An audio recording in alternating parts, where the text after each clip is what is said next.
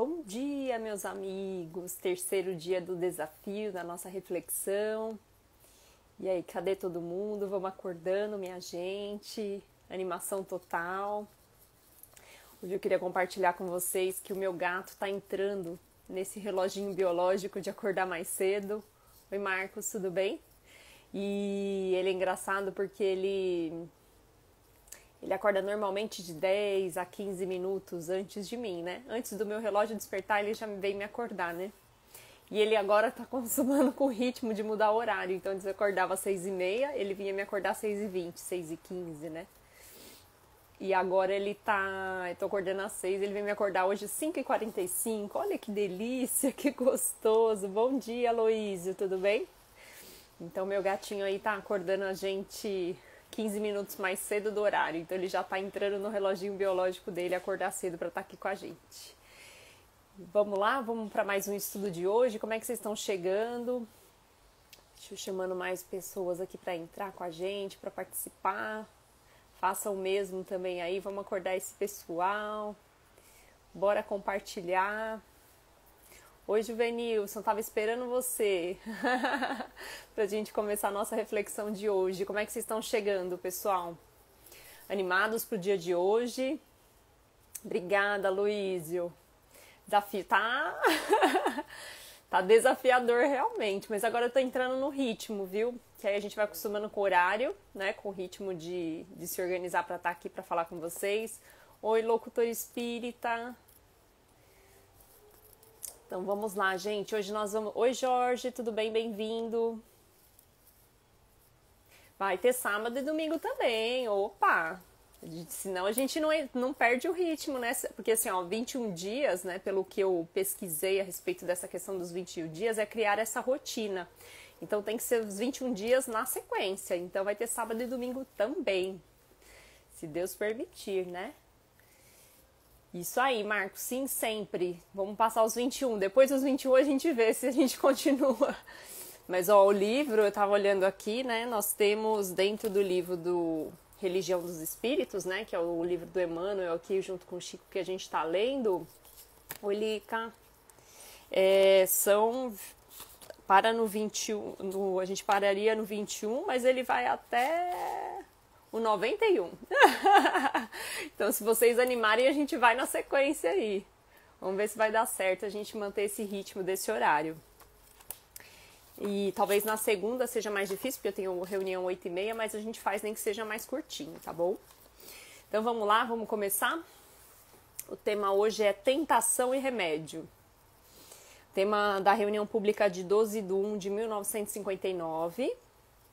Para quem não sabe, né, esse livro ele é baseado nas discussões das questões do Livro dos Espíritos, em que Emmanuel pega esses trechos de cada uma dessas questões e faz uma reflexão em cima delas, né? Marcos, desafio de 91 dias, é isso aí, Marcos.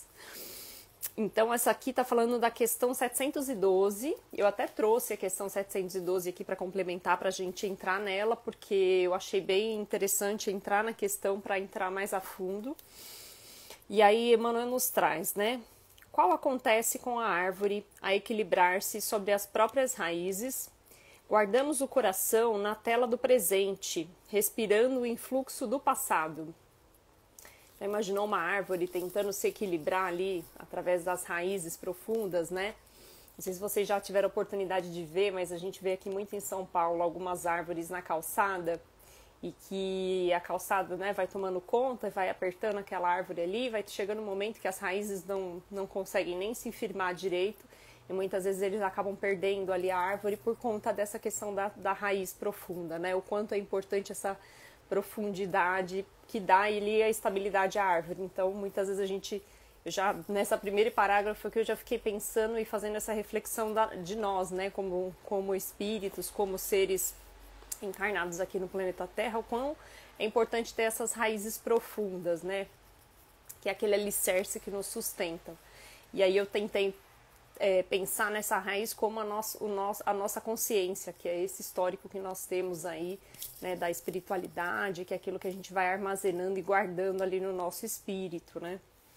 É assim que o problema da tentação, antes que nascido de objetos ou paisagens exteriores, surge fundamentalmente de nós, na trama de sombra em que nos enovelam os pensamentos.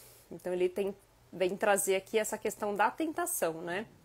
Então, e aí ele fala aqui também da importância dos pensamentos, que muitas vezes nós temos aí os nossos pensamentos que nos tentam em determinadas situações, né? E aí ele vai se aprofundar em relação a qual tipo de tentação que ele está falando aqui, né?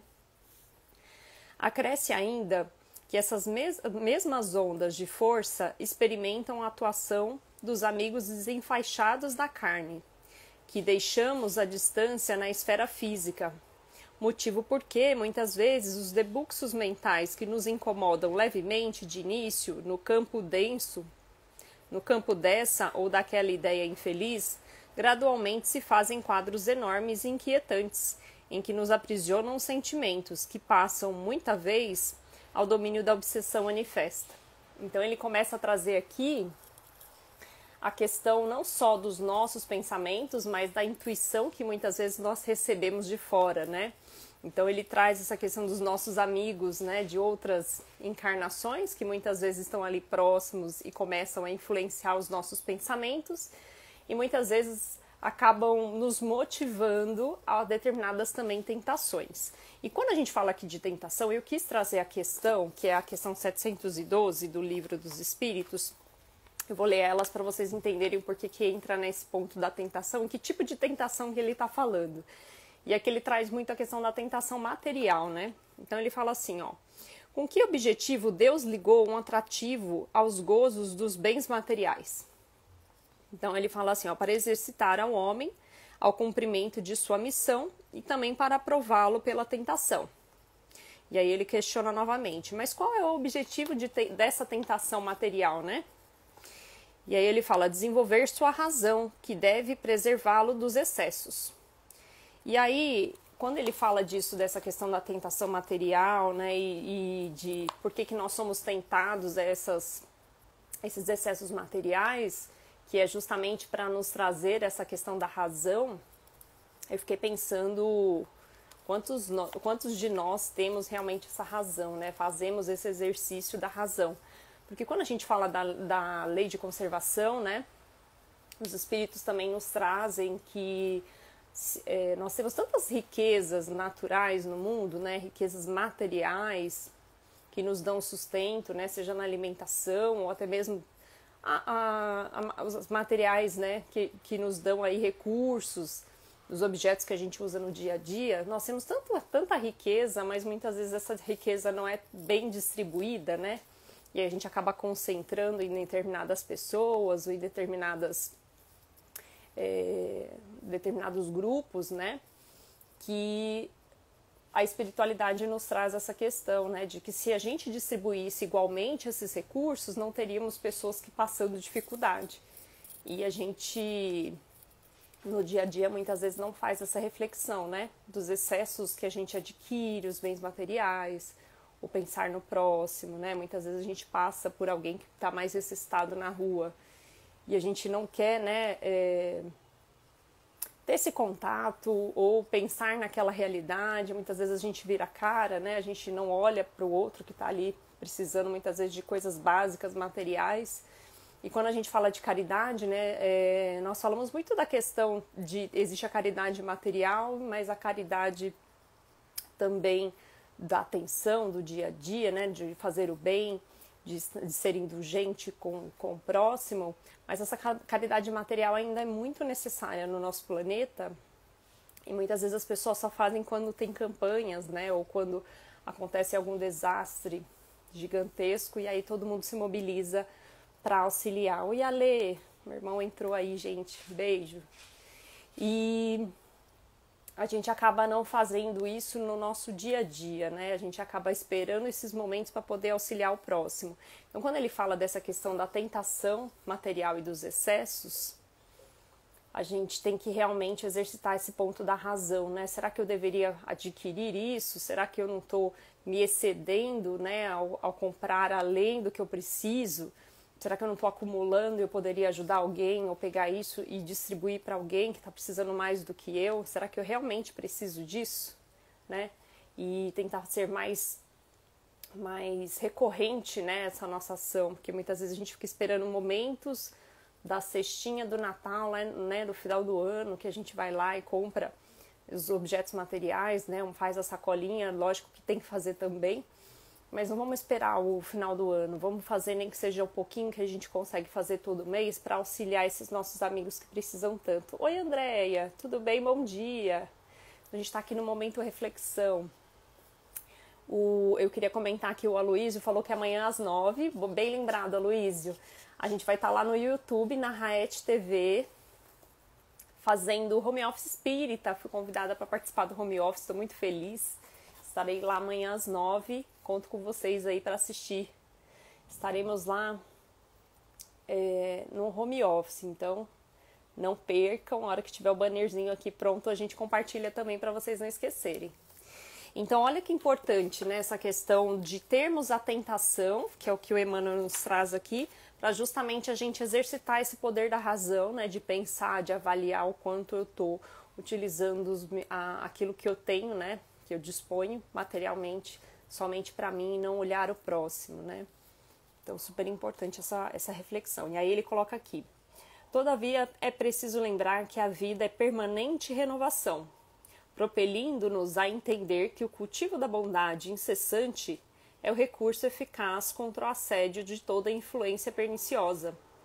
Então aqui quando ele fala da influência espiritual, né, aqueles espíritos que se aproximam para nos tentar adquirir mais e mais e mais, né, essa questão do bem material, ele também nos alerta que a partir do momento que eu começo a exercitar essa razão, começo a cultivar a bondade, ou seja, auxiliar aí o próximo, a gente começa a controlar essa tendência, essa influência aí dos espíritos. Então, é o trabalho por essa forma, um antídoto adequado, capaz de anular toda enquistação tóxica do mundo íntimo, impulsionando-nos o espírito a novos tipos de sugestões, ou seja, eu começo a trazer sugestões positivas a partir do momento que eu começo a fazer a bondade, né? Eu trago espíritos aí, familiares, espíritos do bem, que vão nos auxiliar a fazer esse trabalho da caridade, né? E nos quais venhamos a assimilar o socorro dos emissários da luz. Imagina você tá atraindo espíritos. Oi, André, tudo bem? Bem-vindo. Trazendo espíritos do bem para te auxiliar, né, nesse trabalho da caridade, né? Muito legal ele falar isso, né? Que esses emissários da luz fazem de tudo, proporcionam ali ao nosso entorno para que esse trabalho cresça e se desenvolva cada vez mais, né? Cujos braços de amor nos arrebatam ao nevoeiro dos próprios enganos. E aí eles começam então aqui a nos influenciar positivamente para que a gente não caia no caminho errado. Muito legal. Assim, pois, se aspiras à vitória sobre o risco da treva, que nos arrasta para os espenhadeiros da loucura ou do crime, ergue no serviço a felicidade dos semelhantes, o altar dos seus interesses de cada dia. Porquanto, o mesmo delinquente confesso, em se decidindo a ser o apoio do bem na terra, transforma-se pouco a pouco em mensageiro do céu. Então aqui ele traz também essa questão de o quanto, né, essa bondade material, esse apoio àquelas pessoas que estão ao nosso redor, as pessoas mais próximas, também podem aqui nos auxiliar a não chegar no estádio de loucura, porque nós temos essa influência o tempo todo, né, dos espíritos, está lá no livro dos espíritos, não vou lembrar a questão, mas é uma questão que nos marca bastante quando ele fala da influência dos espíritos, né? Os espíritos podem nos influenciar e aí a resposta que Kardec recebe é: eles não só nos influenciam, mas eles nos dirigem, né, o tempo todo. Então, se a gente começar a praticar o bem, né, essa bondade que Emmanuel traz aqui neste livro, ele está dizendo que a gente acaba atraindo muito mais essas intuições, esses espíritos para o bem. E quantos de nós, né, ficam esperando uma oportunidade para fazer o bem, para fazer a caridade, e a gente não busca, a gente fica esperando que venha pronto, né? Ou que alguém nos convide para o trabalho da caridade, ou que alguém nos peça um auxílio material, né, para ajudar alguém. Então, quando a gente realmente está disposto a ajudar, a gente corre atrás, né? Oi, Edson, oi, Fátima, pessoal que está entrando aí. Então, quando a gente realmente está disposto a auxiliar e ajudar e a fazer diferença, né, no mundo, eu acho que a gente vai atrás da oportunidade, né? Quantas vezes a gente fica só esperando, né, que alguém nos procure pedindo auxílio, pedindo amparo e fala, agora eu vou ajudar. Então, não fique esperando. Acho que o recado principal dessa mensagem é isso, né? Olha quanta coisa boa acontece quando a gente quer ajudar o próximo e a gente se equilibra, né? E através da nossa razão, e aí eu acho interessante quando ele traz essa questão que a tentação é justamente para testar essa nossa razão, né? E o espiritismo é isso, né? Fé raciocinada, a gente precisa saber dessa influência dos espíritos justamente para a gente conseguir entender que aquela intuição, quando vem para o mal, né? Quando é uma intuição que não é muito feliz, que a gente consegue controlar essas tendências e a gente consegue virar esse jogo, né? Então, o espiritismo nos traz essa luz e essa clareza. Mas, principalmente, o recado do Emmanuel dessa reflexão de hoje é: vamos colocar a mão na massa, vamos fazer realmente a coisa acontecer, não vamos deixar que essa tentação nos invada, né? Para o excesso dos bens materiais e vamos colocar em prática a caridade, né? Sendo ela material, sendo ela no dia a dia da questão da caridade para com o próximo, que muitas vezes tem pessoas precisando do nosso auxílio, aí no dia a dia a gente não está percebendo que há a necessidade de uma palavra amiga, da forma como a gente fala, para a gente também não ser indiferente, né, com o problema do outro. Então, muitas vezes, até o tempo, quando você para ouvir o outro, a situação que ele está passando, né, principalmente agora nessa época da quarentena, que as pessoas estão precisando muito conversar, né, muito de atenção, de ouvir, né, e a gente tem dificuldade de ouvir o outro. A gente quer sempre falar do nosso problema, né, a gente quer sempre dizer o que nós estamos passando, qual é a minha dificuldade, e muitas vezes a gente só precisa ouvir o outro. Isso também é caridade, né. O locutor espírita colocou aqui, ó, pegar no arado, orar e vigiar. Exatamente isso. Então é isso, nós temos que estar atentos aí com tudo que está acontecendo ao nosso redor e ter essa fé raciocinada para que a gente não caia nessa tentação material e a gente acabe se tornando aí espíritos acumuladores. Gente, eu acho que era esse o recado de hoje. Espero que vocês tenham gostado. E Emmanuel traz umas mensagens fortes, gente. É assim, ele faz a gente refletir. Tem umas frases deles que ele traz que realmente faz a gente sair da nossa zona de conforto, e eu acho que é essa a ideia. Eu gosto muito do Emmanuel por conta disso. Ele faz a gente sair da nossa casinha, né, daquele estágio que a gente está muitas vezes de inércia, né? Então a gente tem que sair dessa inércia e começar a partir para ação. Tá bom?